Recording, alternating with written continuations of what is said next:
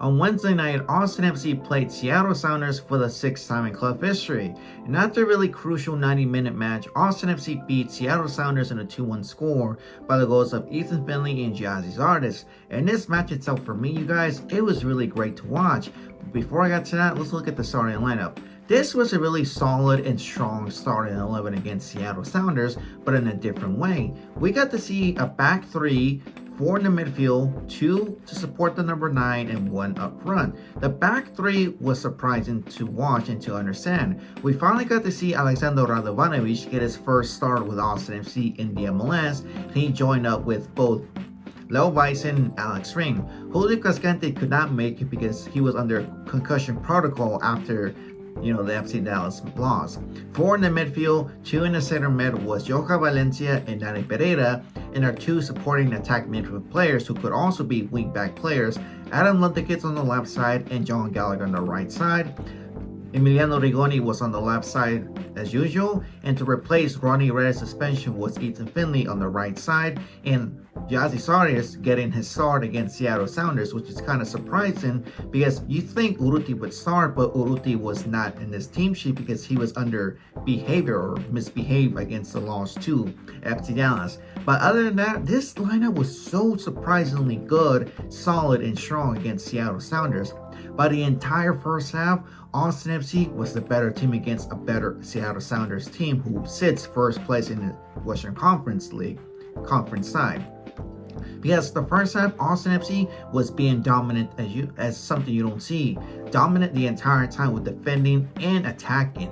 Our back 3 looked kind of shaky because we never have a back 3. It's mostly a back 4, but Alexander Radovanovic expectations were being met against Seattle. His defending was on point. He was not even intimidated at all because if you go up against him, he's like, nope, I have the dog inside of me and I can stop you no matter what, either on the ground or aerial duels. His pass to John Gallagher, deep passes, was on point. That pass though to Gallagher was surprising because we didn't think he had that in him, but he did.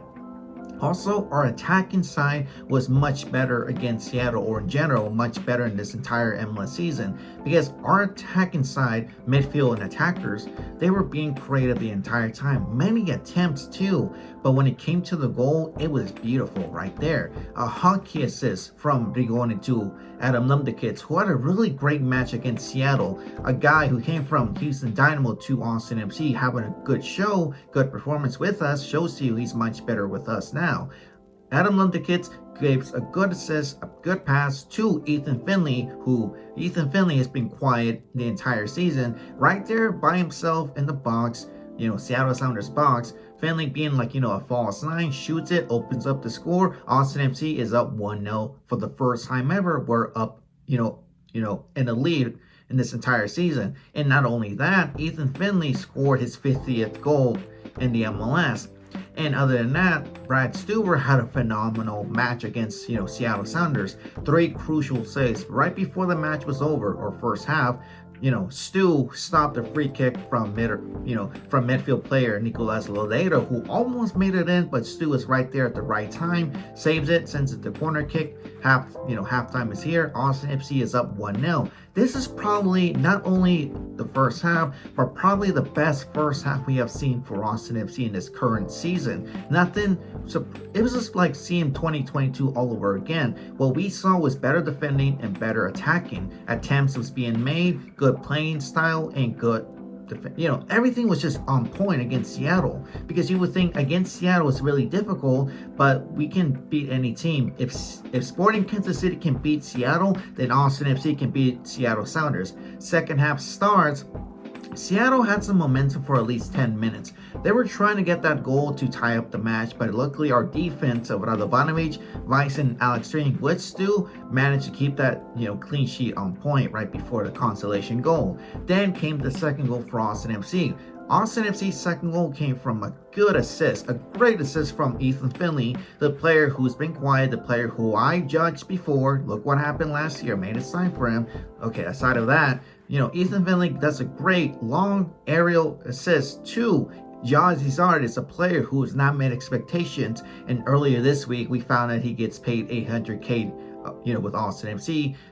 Assist, Zardes, 2, Zardes hits the ball in. Ball hits the post, goes in. Austin FC is up 2-0. Finally, for the first time ever, we have a lead in the MLS, at away too.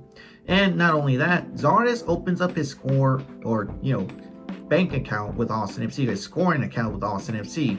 First time was LA Galaxy, then Columbus Crew, then the Rapids, now Austin FC. And not only that, Ethan Finlay joins the 50-50 club, 50 goals, and he provided his 55th assist to Gyasi Zardes. So congratulations to both players.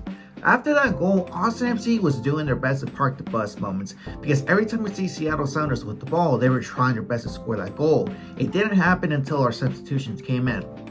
The one thing I never get to understand that's mostly a head scratcher is, why is Nick Lima center back? Nick Lima is not tall. He's not good at defending right there in the center back, partnership with either Bison, Ring, or Cascante, or anybody. But when it came to Radovanovic kind of coming off the pitch, you kind of saw that Radovanovic was kind of annoyed at, why am I being taken off if I'm having a good performance? He provided some good defending the entire match, but putting him for Nick Lima just doesn't make any sense.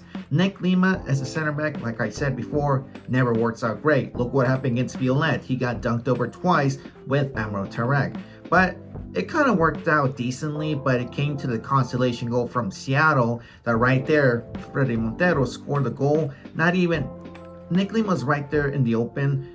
Fredy Montero was by himself. Nick Lima didn't even hesitate to go up and pressure Montero. That only Gallagher, Ring, or Bison did their best, but it was too late that Montero scored the goal for Seattle Sounders. 2-1, Austin FC is still in the league. Then our substitutions come in. Fagundes was back from his groin injury again from the game against Vancouver. And, Bruin comes in for Zardes. Bruin almost scored a goal. You see how slow he is, but he almost scored the goal. Too far from the post, could have been a 3-1, but no. Austin FC wins to Seattle Sounders for the first time in club history, 2-1 score, and also they end their drought of no wins in 2 months or 8 games. But to me, this was a really great performance from Austin FC. Finally, we got a huge win against a tough opponent, which is Seattle Sounders. We're also breaking a drought of no wins against them. Great performances from Stuver, Radovanovic, Zardes, and Ethan Finlay. Those 4 players were the reason why Austin FC got this win against Sounders. And hopefully the winning ways happens again at Q2 when we play Toronto FC on Saturday night. But other than that, you guys, I'm really glad we got this win. A huge win that's truly deserved. And my name is Vanilla Maxon 17. Hope you understood this video, and I'll catch you guys on the next one.